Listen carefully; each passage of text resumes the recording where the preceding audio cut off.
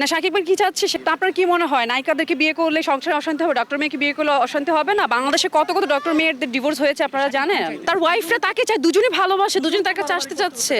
বুবলি উনি হচ্ছেন খান সাহেবের ওয়াইফ, সো ডিভোর্স যদি না হয়ে থাকে সেটা উনি জানেন, তো উনি আইনিভাবে সে ক্ষেত্রে পদক্ষেপ নেই। চারটা বিয়ে করা জায়েজ, আর এর বাইরে যে জায়েজ কি কি সেটা চারটা বউকে কিভাবে মেনটেন করতে হয় জানেন? যদি উনি তাকে রেখে আবার বিয়ে করতে চায়, সো এটা তো বাংলাদেশের জন্য, তো যদি আপনি মনে করেন সেক্ষেত্রে তো এটা আই থিঙ্ক ইলিগাল। আমি একজন মানুষের থার্ড বিয়ের জন্য কংগ্রেস করব? সিরিয়াসলি? ওনার তো অলরেডি দুইটা বউ আছে, আর দরকার কি আর বিয়ে করার? বাচ্চারা আছে, সো উনি আরেকটা করলে যদি এটাও ডিভোর্স হয়, সো কদিন পর পর তোমার এক এক ওয়াইফের সাথে দেখি ওনাকে, সো এটা ওনার ইচ্ছা। আমি জানি না, আমি কারোর পার্সোনাল লাইফ নিয়ে কথা বলতে চাই না, পরে অডিয়েন্স ভালো বললেও গালি দিচ্ছে।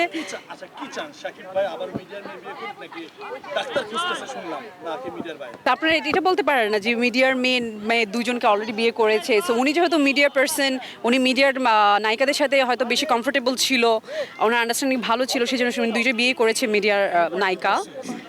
ডিভোর্স হয়েছে, এখন কি মিডিয়ার বাইরে মেয়েদের ডিভোর্স হয় না ভাইয়া?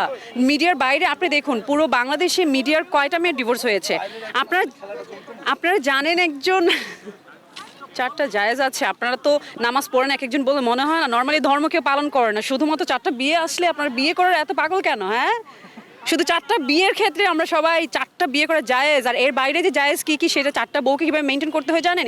এভাবে ডিভোর্স দিয়ে দিয়ে বিয়ে করতে হয় না। চারটা বউকে সমানভাবে আমাদের ধর্ম যদি পালন করেন, ভালোভাবে করেন, সেক্ষেত্রে দুজনকে সমানভাবে বা চারজনকে সমানভাবে, তাদের কোনো কমপ্লেন থাকতে পারবে না। তাদেরকে পরিপূর্ণ রাখতে হবে সব কিছুতে, কাপড় থেকে খাওয়া দাওয়া থাকা সব কিছুতে। সো সে তো দুজনকেই নিয়ে এত এত এত দেশে এত গন্ডগোল হচ্ছে, এত ঝামেলা হচ্ছে, সো চারজনকে আর নিয়ে কি করবে ওনার? আমি জানি না।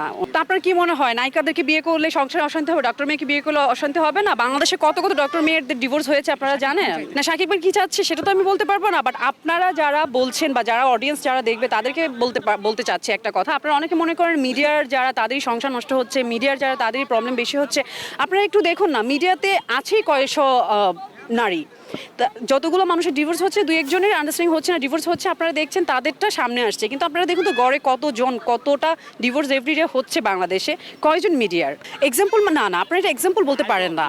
না, আরও মনে যারা আছেন এটাকে এক্সাম্পল বলা যায় না। ব্যাপারটা কি, যারা মিডিয়ার, যারা আমাদের একটু সিনিয়র যারা আছে, তাদের লাইফে এই প্রবলেমগুলো হয়েছে, আমাদের হিরোইনরা অপুদীপ, বুবলি, তারপর আরও কয়েকজন আছে, হ্যাঁ পরিমণি, তো অনেকের প্রবলেম হয়েছে। কিন্তু আপনারা দেখুন, এটা বলছেন, আপনারা এটা বলতে পারছেন না যে মিম আপু কত সুন্দর করে সংসার করছে, আমাদের তিশা আপু যে আমাদের ফারুকী ভাইয়ের বউ, ওনারা কত সুন্দর করে সংসার করছে। আপনারা কেন অডিয়েন্সকে এই জিনিসটা দেখাচ্ছেন না যে ভালোভাবে বিপাশা হায়াত, তারপর হচ্ছে তকির ভাইয়া, ওনারা কত সুন্দর করে সংসার করছে, মৌ আপু আছে, সাদিয়া ইসলাম মৌ, জাহিদ হাসান ভাইয়া আছেন, ওনারা তো সংসার করছে সুন্দরভাবে। আমরা কেন মিডিয়া, আমরা কেন অডিয়েন্সকে দেখাতে পারি না এই জিনিসগুলো, যে আমাদের বাংলাদেশে আইডল কাপল কারা, আমরা কেন যাদের সংসারে অশান্তি শুধুমাত্র সেই জিনিসটা সবার সামনে প্রেজেন্ট করি?